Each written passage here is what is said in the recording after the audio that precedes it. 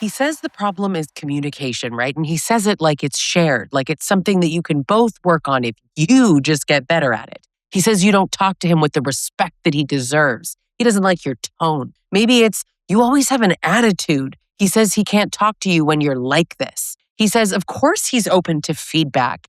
He's the one doing the work of trying. You're the one who isn't. He says he can't hear you when you're yelling, even though you're not yelling at all.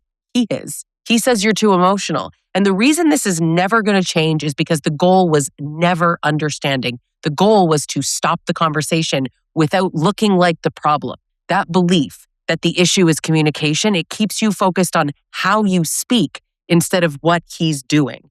And this explains why everything you try just keeps failing in the exact same way. So when he says, we need better communication, it sounds mutual, right? But it isn't. He's not talking about what he does when you speak. He's talking about how you bring things up. And that distinction matters a lot because it actually tells you where the responsibility actually lives. You think you're having a conversation about the relationship, right? He's having a conversation about managing you. You say one sentence about how he hurt you.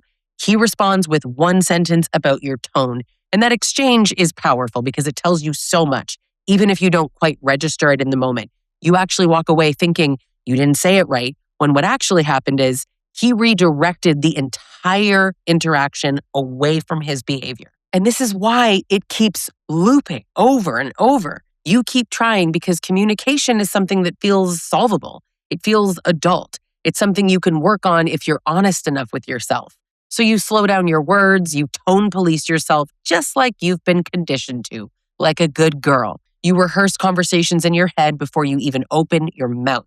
You wait until he's calm and rested and in a decent mood, and you avoid bringing things up when he's stressed or tired or busy or irritated. You say it nicely. You try to say it clearly. You try to say it calmly. And the more you try, right, the more it feels like the rules just keep moving. You don't notice the pattern at first because you're so busy fixing yourself and tweaking all the little things. And that is the art of misdirection, right? It keeps your attention locked on your delivery, but his behavior never gets talked about. I'm Lisa Sonni. I'm a relationship coach who specializes in abusive dynamics and trauma bonds, and I work with women every day who are caught in this exact pattern. Subscribe because I'm sharing things that are turning the friggin' lights on for so many women. So here's what's happening in real time, and this matters because it shows up in way more than just one way. And we're actually going to cover them all. You'll see him in what I'm saying. So stick with me here, okay? He frames the relationship as a communication problem, but he reacts to communication like it's a threat, right? Here's how. Sometimes that threat gets met with shutdown or stonewalling, right? And you probably wonder if he's just avoidant. Maybe he's not abusive, right? Could just be his attachment style. Sometimes it gets met with relentless talking and arguing. That one made me crazy. But listen, both serve the exact same purpose. The moment your words contain feedback at all, impact, or any type of consequence for him, the original issue, gone. If he shuts down, he goes quiet, gets cold, sighs, stares past you, leaves the room, or he's like, whatever, I can't do this right now. If he doesn't shut down, he keeps you talking, right? At you, talking right at you without any solution, circling the same point. He just rephrases the same accusation. He asks the same question over and over, or the guy gets louder and louder. And in both cases, the focus shifts away from what he did and onto you, right where he wants it. The inevitable accountability shift. And it works because it trains you to associate speaking up with punishment or exhaustion. And I'm telling you, over time, your body learns that talking costs you something, right? That's not a communication issue at all. He is conditioning you. You are being trained like one of Pavlov's dogs. This is the double bind that keeps you stuck. That's the name of this. You can't win. And listen, it's not about winning, of course, right? No good, healthy relationship should be. But he wants to win, so he shuts down any conversation. But he's using communication as the thing, right? That's the problem. But because that's such a common thing to say. It's the framework of couples therapy, right? Active listening and better communication. And he tells you the relationship just can't improve unless you communicate. Now, but when you communicate, he either shuts it down or traps you inside it. So when you stop bringing things up, he accuses you of avoiding hard conversations. You just don't want to face yourself. You're required to speak, of course, but you're also punished for speaking. Like, my God, you are expected to communicate, but only in ways that protect him from any discomfort, any accountability. There is no version of this where you win. You can be calm and he'll say you're cold. If you're emotional, you're off the rails. You're so unstable, right? God, you women, you can be direct, but he'll say that you're being disrespectful. So now you try being gentle, but I bet you he's going to call you passive aggressive. And I honestly think it probably makes you want to scream, hide, cry, withdraw, and just curl into the fetal position all at once, eh? The outcome never changes because the goal is not resolution. The goal is control over the terms, the timing, and the emotional direction of the entire conversation. But this loop only works if you keep believing that communication is the actual problem. But watch how it actually plays out. Watch. You bring something up calmly, your tone is the issue.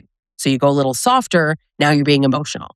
You disengage, you're stonewalling. That's abuse. You ask for space, he's going to follow you around the house, keeps talking, keeps pressuring. So you wait for a better time and he accuses you of avoiding conflict. You try again and the conversation could go on for hours without going actually anywhere. There's no solution. But each version of this ends the same way. Look at the pattern. He never has to sit with what he did. Don't miss that that's the point. He never has to acknowledge impact. He never has to change his behavior. You either back down, shut down, or give up out of just pure exhaustion. I am constantly hearing from women about how tired and exhausted they are. That is why so many women work with me in my one-on-one sessions or in my groups. And he wants you to think that you're failing, right? This is all happening because you're not doing it the right way. You suck at communication. But it's actually because accountability never enters the room. Now, for so many women, the most damaging version isn't actually silence. It's the endless conversation. You're not allowed to rest. You're not allowed to disengage. You're not allowed to say you're done. You can't say you're not talking about this anymore.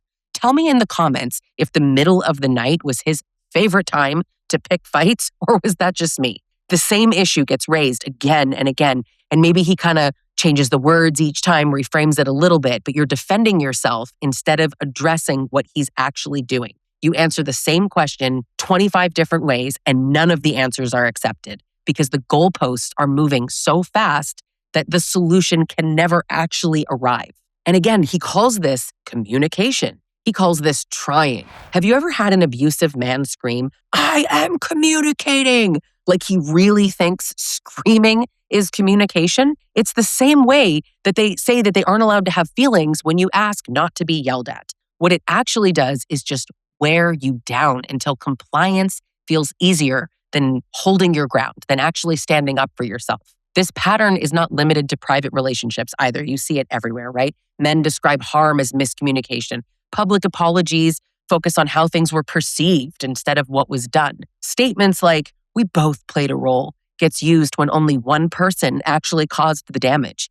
Endless interviews and explanations, all this reframing, none of it with accountability. Miscommunication is kind of a safe word, right? It softens the consequences. It spreads the blame evenly across everybody. And that's what they want. It turns deliberate, purposeful behavior into a misunderstanding. And when you accept that framing in your relationship, you actually internalize the idea that this harm can be solved if you explain yourself better or longer. And that belief keeps you engaged so much longer than reality ever would. And truth be told, even when you say it perfectly, nothing changes, right? The guy could give you a script. It doesn't matter. You're calm, you're measured, you use the right words, you're not yelling, there's no attack, you're not blaming him, and he still deflects, or he still keeps you trapped in the conversation. He still reframes your reaction as the problem. And I'm telling you, he believes himself. He still refuses repair. That's how you know that the delivery was never the issue. If communication were the problem, improved communication would help. Like it's really that easy, but it doesn't. It never does. The response stays the same because the behavior is intentional and constantly reinforced. He benefits from either version. Doesn't even matter. Silence and exhaustion both protect him. This is why advice about better communication has never helped. Couples therapy is a waste of time with a dude like this. That advice assumes that he's capable of accountability. It assumes that his discomfort would actually lead him to reflect and want something to change. It assumes that feedback isn't being passionately resisted at all costs. When those assumptions aren't actually true, communication tools are useless at best and harmful at worst because you keep applying skills to a situation that is not reciprocal. You think that your effort is going to equate to progress. You start thinking that the failure might be you, right? Because the framework tells you this should be working. And it's so confusing. Why isn't this working? But that disconnect is exactly where the doubt gets created. In fact, listen, let me share a personal story real quick here. We were in couples therapy and she taught him something in one of the solo sessions that they had without me. And he called it the red-green exercise, which is he woke me up at 2:00 in the morning by dragging me out of bed by my feet. I slammed to the ground. Then I get up. He follows me around the house trying to get away from him, screaming, "You're in the red zone, right? Right? Go green! Go green!" Like a crazy person. And he kept demanding that the therapist taught him this. And to be clear, she absolutely did not. She was trying to give him ways to recognize that he was in the red and how to get himself calmer. And he weaponized that in this most insane way. And over time, this all costs you in ways that you don't immediately see. He was trying to convince me that it was a communication issue, that my red zone was really the problem. No, not at all. Now, I became hyper-focused on how I was coming across instead of what I was responding to. And I see women do that all the time. That's how your attention gets pulled away from reality and redirected back onto yourself. Not looking at him, looking at you. And the longer this goes on, your world becomes smaller and smaller. And I want you to notice what your whole internal dialogue sounds like. You think, maybe I shouldn't bring this up. Maybe it's not worth it. Maybe I should explain it differently. Maybe I should just get through this conversation. That thought feels so responsible, but it isn't. It's actually the mechanism. It is what keeps the system intact. You didn't start out doubting yourself, right? You learned. You learned what escalates things, what drags on for hours. You know what shuts him down. He taught you what keeps the peace, but obviously temporarily because it never lasts. So you adjust. And I'm telling you, this adaptation makes sense inside a system that punishes honesty and rewards submission, compliance, and silence. The problem is really not that you adapted. That makes sense. That's survival. The problem is what you were adapting to. This is why couples therapy is a huge mistake because it reinforces this belief, likely without meaning to. That's why I said just don't bother with someone like this. It assumes that both people can tolerate feedback and take responsibility. That's why the focus of it is tools and language and shared responsibility.